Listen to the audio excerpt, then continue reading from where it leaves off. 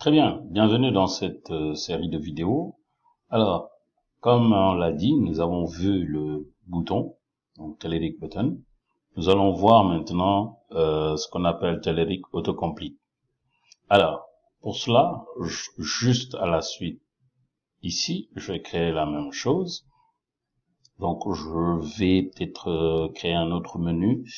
Alors, pour cela, je viens ici, je vais dans Main Layout, non, Nav, et juste après le bouton Home, ok. Donc, au lieu de Home, je vais mettre Button, ok. Et ici, je vais mettre Auto Complete. Alors, je vais peut-être simplement changer ici, par exemple, voilà, je vais mettre dedans, ok. Et on va build pour voir ce que ça va donner. Donc, nous avons button, nous avons autocomplete, donc on aura un menu pour chaque bouton Telerik. Ok, donc autocomplete, si on clique sur autocomplete, on doit pouvoir avoir beaucoup de choses. Donc, le scénario, c'est quoi? Donc, je vais créer une page. Donc, je vais l'appeler page. Donc, nouvel élément. Nouvel élément. On va utiliser Razor Component que je vais appeler Auto Complete. Alors, lui, bien sûr, il sera dans page, page, donc, slash auto complete. Ok. Donc ici, nous allons simplement mettre un composant, donc, qui s'appelle, donc, Telerik auto complete. Très bien. Dans Telerik autocomplete, nous allons rajouter the class for component. Ok, c'est bon. Ok, donc là c'est bon. Donc ce que nous allons faire, nous allons mettre un footer template. Ok, donc dans le footer template, nous allons peut-être mettre un label. Ok, donc on va appeler par exemple H4. Alors H4, nous allons dire total position. En total position, on va lui dire par exemple, bon, on n'a pas encore la variable, on va déclarer la variable. Alors ici, je vais aller au niveau code d'abord. Donc au niveau code, nous allons créer une variable, donc liste. Donc une liste de string. Ok. On va appeler suggestion, puisque c'est des suggestions qu'on va comment dire encore, qu'on va mettre. Alors, donc, ces suggestions qu'on va donner ici comme état la data. Data sera égal à @suggestion. OK. Alors, je vais mettre un placeholder. Donc, placeholder. Un placeholder, donc, je vais mettre ici, écrivez votre on va dire votre grade ou statut, voilà, votre statut.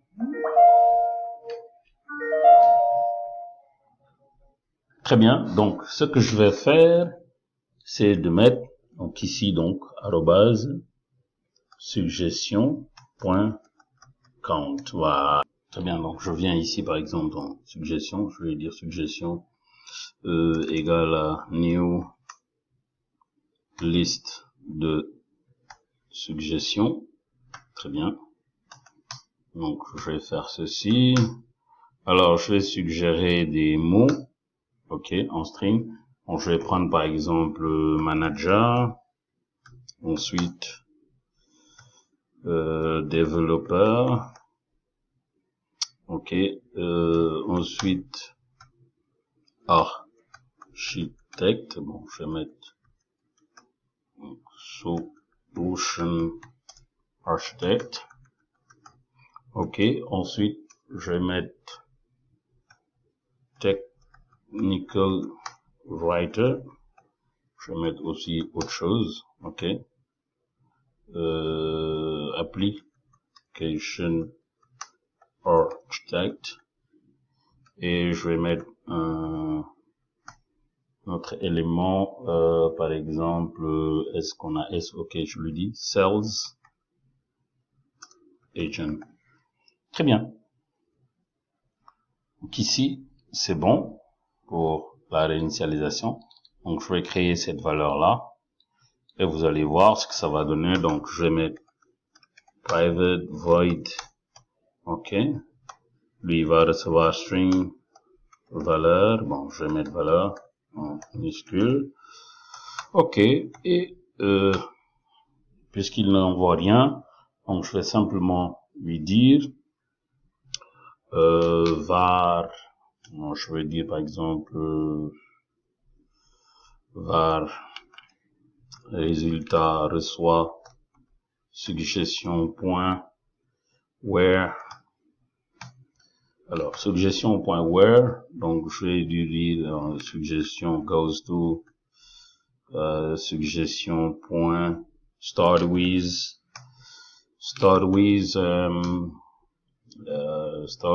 valeur. Ok, start with valeur. Ok, bon, puisque il me renvoie une liste, donc je vais le traduire en to list.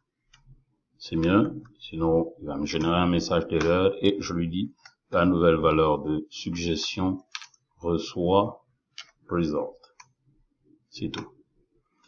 Alors, on va tester pour voir ce que ça va donner.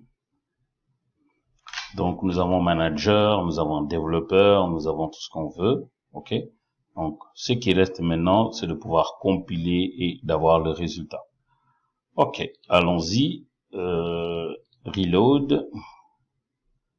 Très bien. Je vais à autocomplete. Ah, c'est vrai, c'est normal, on n'a pas modifié notre nav menu. Donc dans nav menu, on a autocomplete. Par contre, le lien, alors, il est où? Ok.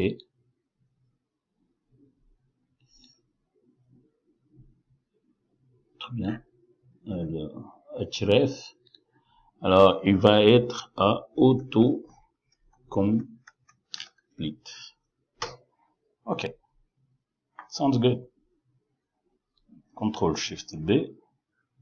Je vais actualiser. Autocomplete. Autocomplete est là.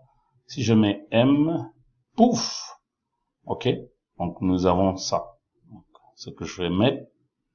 Alors, ce que je vais mettre, oui, M, c'est bon. C'est M majuscule, manager. Il faut voir qu'il y a quelque chose qui cloche. Alors, je pense que c'est normal. Regardez, quand je mets M, etc., le buffer ne se réinitialise pas. Par contre, si je change et je mets, par exemple, A, vous voyez que nous avons Application Architect. OK. Par contre, si je mets S, il n'y a rien. C'est normal parce que on n'a pas sauvegardé. Alors, on va prendre ici. Alors, donc, dans ce cas, qu'est-ce que je vais mettre? Je vais mettre liste de string. Donc, liste de string SVG. Donc, SVG étant la sauvegarde. Après avoir créé cette liste-là, je vais mettre override on initialize async. Donc, ce que je vais mettre ici, c'est simplement dire que SVG reçoit suggestion. Et si on fait ça, et maintenant, donc, je mets CTRL KD, et ici, maintenant, je vais simplement dire que suggestion reçoit SVJ. Donc, pour que la recherche soit réinitialisée. OK? Donc, allons-y. On va tenter. Cette fois-ci. OK. Ici, je mets par exemple S. nous avons Solution Architect, etc., etc. M, voilà, tac. On a quoi encore? On revient au code. Développeur, bon, on va rajouter quelque chose qui commence par D. Je vais mettre Data Scientist. OK. Ctrl Shift bien. Voilà. Notre autocomplete marche. Donc, autocomplete. Donc, je mets D. Donc, nous avons développeur, Data Scientist, Data Architect. On va rajouter Data Architect. Donc, je vais rajouter Data Architect. Ctrl Shift B. Donc, on va voir pour aussi la même chose. Donc, supposons qu'on ait la base de données à chaque fois quelqu'un crée. Donc, je mets D. Nous avons 3. Data Scientist, etc. Quand je clique, nous avons ces informations. Donc, Architect, un seul architecte. Donc, je peux faire ça. Donc, nous avons le Arch. Donc A. Application. OK. Architect. Voilà, tout est là. Donc, voilà notre autocomplete. Notre autocomplete nous permet aujourd'hui de pouvoir, quand je clique sur S, d'avoir l'IntelliSense. OK. Quand je clique sur rien, rien ne s'affiche. Donc, tout est là. Donc, l'objectif, c'est vraiment d'optimiser les écritures. Donc, quand je mets A, Application Architect, OK, on peut encore améliorer l'algorithme parce que quand je mets petit a, donc A minuscule, rien ne s'affiche. Quand je mets petit d, rien ne s'affiche. Alors que quand je mets grand D, nous avons tout. OK. Donc, l'objectif, c'est d'améliorer. Les codes seront disponibles sur GitHub. Vous pouvez améliorer tout.